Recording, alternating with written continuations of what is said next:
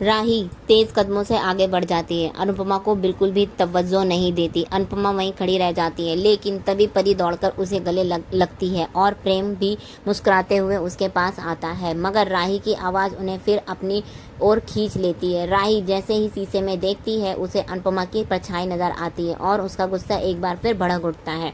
पास ही खड़ी जसप्रीत अनुपमा से कहती है कि तुम्हारी बेटी बहुत गुस्से वाली है। अनुपमा शांत लहजे में जवाब देती है कि हाँ, लेकिन वो जितना गुस्सा करती है उतना ही गहराई से प्यार भी करती है। उसका सारा प्यार उसके गुस्से की परतों के नीचे दब जाता है। उधर मीडिया भी चुप बैठा नहीं है।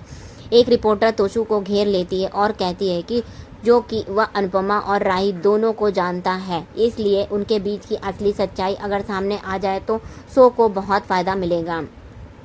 वह कहती है कि अगर डांस रानीज की एक्सक्लूसिव वीडियो मिल जाए तो मज़ा आ जाएगा। तोशु पहले थोड़ा झिझकता है और कहता है इसमें बहुत रिस्क है, लेकिन रिपोर्टर जब पैसा का लालच देती है तो वह थोड़ा डगमगाने लगता है। तभी दूसरा रिपोर्टर भी उसे और ज़्यादातर ऑफर देकर लुभाता है। अंततः लालच में आकर तोशु दोनों को हाँ कह देता है। तभी अनुपमा वेन्यू के पास पहुंचती है और मीडिया वाले उसे घेर लेते हैं। सवालों की झड़ी लग जाती है। अनुपमा वहाँ से निकलने लगती है, लेकिन तभी उसकी नज़र पाखी पर पड़ती है और मीडिया वालों से कह रही होती है कि यह प्रतियोगिता अब एक जंग बन चुकी है और अनुपमा शायद तब भी खुशी होगी जब अपने ही बच्चों को हरा देगी। यह सुनकर जसप्रीत का गुस्सा आता है, लेकिन अनुपमा उसे शांत करती है और वहां से आगे बढ़ जाती है। घर में लीला और किंजल सरिता को घर का काम करने में मना कर देती हैं, लेकिन सरिता मुस्कुराकर कहती है कि उन्हें तो ये सब रोज करने की आदत है। तभी अनुपमा आती है और कहती है कि उन्हें 2 घंटे के लिए वेन्यू में जाकर प्रैक्टिस करने की अनुमति मिल गई है। बाबूजी कहते हैं कि बाकी समय घर में भी अभ्यास किया जा सकता है। सरिता बाबूजी की सोच की तारीफ करती है, जिससे लीला के चेहरे पर हल्की जलन साफ न दिखाई देती है।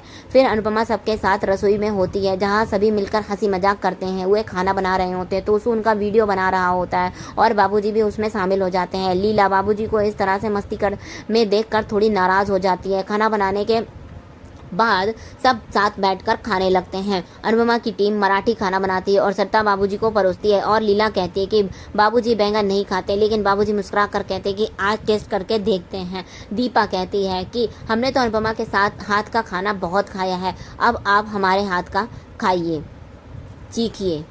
सरिता खाने से पहले अन्नपूर्णा को प्रार्थना करने का सुझाव देती है, जो सभी मानते हैं। तोशु खाने की तारीफ करता है और लीला से कहता है कि ऐसा खाना बनाना उन्हें भी आना चाहिए। बाबूजी खाने की तारीफ करते हैं। लीला थोड़ी आहत होती है, लेकिन अनुपमा बात संभालते हुए उसकी तारीफ करती है और कहती है कि घर को संभालने की जिम्मेदारी सभी की होती है। बाबूजी भी लीला के खाने की तारीफ करते हैं। रीता उत्साह से कहती है कि जब अब तो लीला जी के हाथ का गुजराती खाना भी खाना है। लीला खुशी से हामी भरती है। अनुपमा बताती है कि अमेरिका में जो उसने प्रतियोगिता जीती थी, उसने लीला की रेसिपी डायरी में उसका बहुत साथ दिया था। भारती भी लीला की सराहना करती है और लीला के चेहरे पर एक सुकून भरी मुस्कान आ जाती है। अनुपमा सोचती है कि उम्र के एक पड़ाव पर इंसान को असली खुशी प्यार और सम्मान से ही मिलती है। तभी अचानक प्रार्थना को एक वॉइस मैसेज आ जाता है। वह जैसे ही सुनती है, उसके चेहरे का रंग उड़ जाता है। मैसेज में उसके ऑफिस के लोग तो उसे लेकर बेहूदगी से बात कर रहे होते हैं। उसे चरित्रहीन औरत कहा जा रहा होता है। यह सुनकर सभी लोग सन्न रह जाते हैं। उसे अंश गुस्से से भर कर उठता है और कहता है कि अब यह बर्दाश्त नहीं होगा। प्रार्थना रोते हुए कहती है कि मैं सिर्फ एक दिन ऑफिस नहीं गई और गौतम ने इतना बड़ा तमाशा कर दिया है। अब मुझे डर लगने लगा है कि वह कहीं मेरे बच्चे को नुकसान ना पहुंचा दे। लीला चिंतित होकर कहती है कि तुमने हमें परेशानी में डाल दिया है, अब गौतम ने तुम्हें और बदनाम करेगा। लेकिन अंश दृढ़ता से कहता है ऐसा कुछ नहीं होगा, हम जब शादी कर लेंगे तब कोई कुछ नहीं कर पाएगा। यह सुनकर अब सब चौंक जाते हैं। लीला को गहरा झटका लगता है। किंजल तुरंत अंश को समझाने की कोशिश करती है। घर में मेहमान है और अनुपमा को भी डांस पर ध्यान देना है। यह बात कहने का ये सही समय नहीं है, लेकिन लीला पूछ बैठती है कि अंश ने भी क्या कहा। अंश सबके सामने साफ साफ कह देता है कि उसने और प्रार्थना ने शादी करने का फैसला कर लिया है। अब अनुपमा से माफी मांगता है और कहता है कि अब जो भी करना है जल्द ही करना होगा। लीला तिलमिलाकर कहती है कि शादी का नाम भी मत लो। अंश के चेहरे पर हैरानी छा जाती है।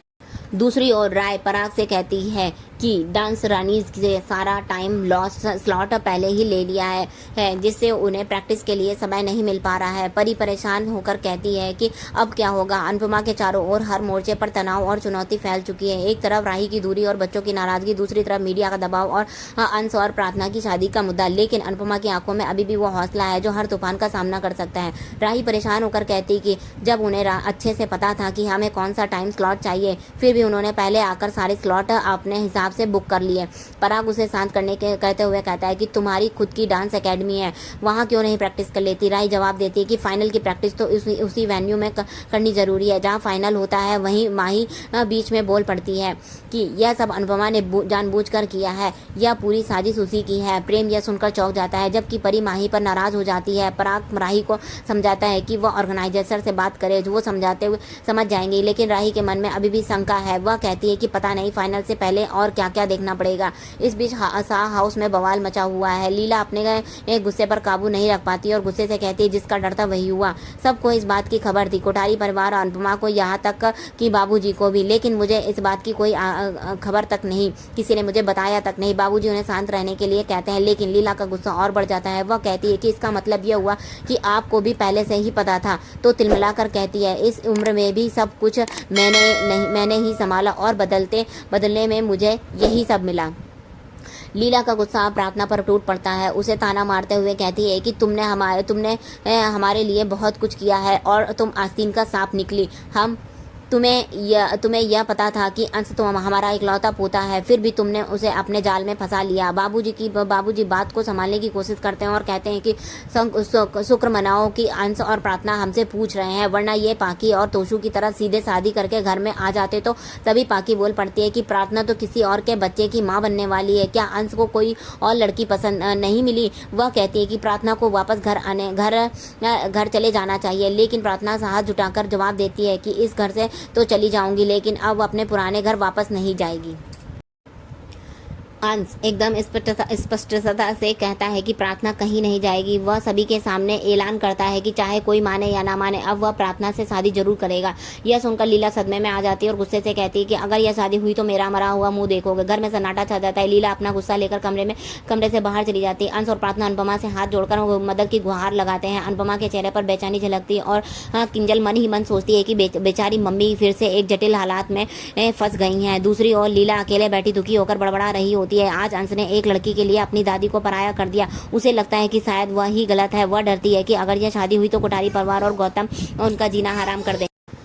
तभी अनुपमा वहाँ चुपचाप आती है और उसके पैरों की मालिश करने लगती है। लीला कहती है कि मालिश से पैरों का दर्द तो ठीक हो सकता है, लेकिन दिल का दर्द नहीं। अनुपमा सहमति से सिर हिलाकर कहती है कि आप सही कह रही हैं, आपने वर्षों तक इस घर को संभाला है। लीला की आंखों में आंसू आ जाते हैं। वह कहती है फिर भी अंश ने मुझसे यह बात छुपाई और वह तुम्हें बता दी। अनुपमा माफ़ी मांगती है और कहती है कि वनराज के जाने पर लीला सचमुच अकेली पड़ गई थी और यह भी सच है कि अंश बहुत छोटी उम्र में बहुत बड़ी जिम्मेदारियां निभा रहा है। यह भी कहती है कि अंश के माता पिता तो होते तो क्या वे उसकी खुशी का ध्यान नहीं रखते, फिर दादी को भी उसकी खुशी पर ध्यान देना चाहिए। लीला गहरी सांस लेते हुए कहती है कि तुम समझ नहीं रही हो, यह रिश्ता ही गलत है। अनुपमा समझाने लगती है कि आजकल कौन सा रिश्ता सही है। आजकल लोग बिना किसी वजह के भी रिश्ते तोड़ देते हैं। कोई भी किसी भी साथ भाग जाता है, कोई किसी छोटी बात पर तलाक ले लेता है। प्रार्थना की जिंदगी के हालात वाकई कठिन है, लेकिन वह दिल से बहुत अच्छी लड़की है। अनुपमा कहती है कि अगर घर का बेटा खुश रहेगा तो घर वाले भी खुश रहेंगे और अंश की खुशी प्रार्थना के साथ है। इसलिए लीला को बस अंश की खुशी के बारे में सोचना चाहिए। लीला खुद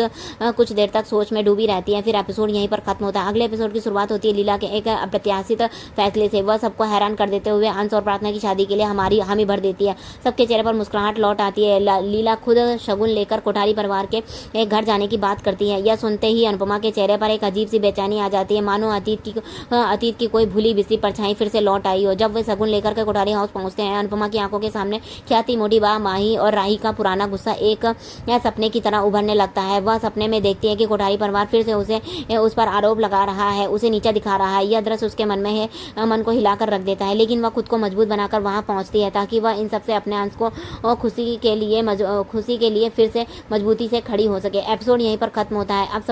अब आपको यह एपिसोड कैसा लगा हमें कमेंट में ज़रूर बताइएगा। ऐसे ही आपको डेली अपडेट्स के लिए इस वीडियो को लाइक करें और हमारे चैनल को सब्सक्राइब करें।